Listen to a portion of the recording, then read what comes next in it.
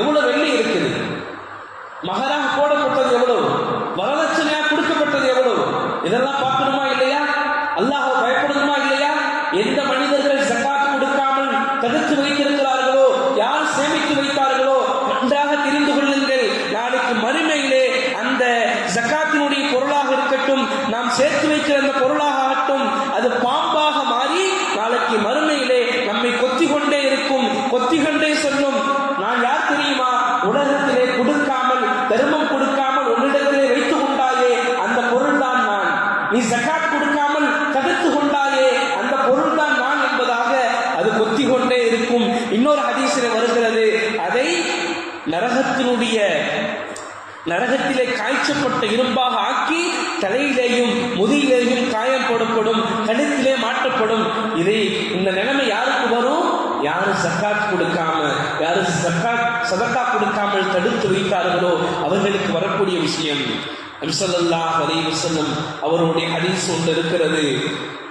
நாம் இன்னைக்கு பொருளிலே கஞ்சம் செய்கிறோம். கஞ்சம் எவ்வளவு பெரிய பாவம் தெரியுமா? நபி ஸல்லல்லாஹு அலைஹி வஸல்லம் சொன்னார்கள், வத்தகுஷ்ஷஹ, நீங்கள் கஞ்சத்தனத்தை பயப்படுங்கள்.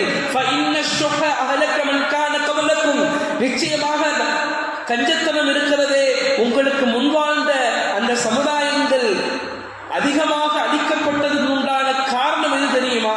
அவர்கள் தங்களுடைய பொருட்களில் கஞ்சத்தனம் செய்ததுதான்.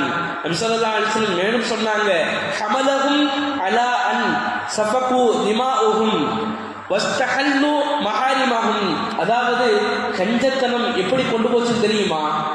அவங்கள ரத்தம் ஓட்ட வைத்தது, ஹராமாக்கப்பட்ட விஷயங்களை ஹலாலாக அது மாற்றியது என்பதாக நபி ஸல்லல்லாஹு அலைஹி வஸல்லம் சொல்லி காட்டினார். எனவே நாங்கள் அதிகமாக தான தர்மங்கள் செய்யக்கூடியவர்களாக இருக்கணும். நாங்கள் கஞ்சத்தனத்தை விட்டு அல்லாஹ்விடத்துல பாதுகாப்பு தேடணும். அதிகமாக தான தர்மங்கள் பண்ணணும். நபி ஸல்லல்லாஹு அலைஹி வஸல்லம் எவ்வளவு தான தர்மம் செஞ்சாங்க தெரியுமா? ஒரு தடவை பஹ்ரைன் நாட்டிலிருந்து குவியலாக தீனார்கள் திரகங்கள் வந்திருக்குது, குவியலாக. நபி ஸல்லல்லாஹு அலைஹி வஸல்லம் பார்க்கவே இல்லை. நேராக போனாங்க, தொழுது முடிச்சுட்டு வந்து உட்கார்ந்துட்டு வர்றவங்க போறவங்க எல்லாத்துக்கும் தர்மம் செஞ்சாங்க. வாங்க வந்து கொடுக்க அனுப்புனாங்க.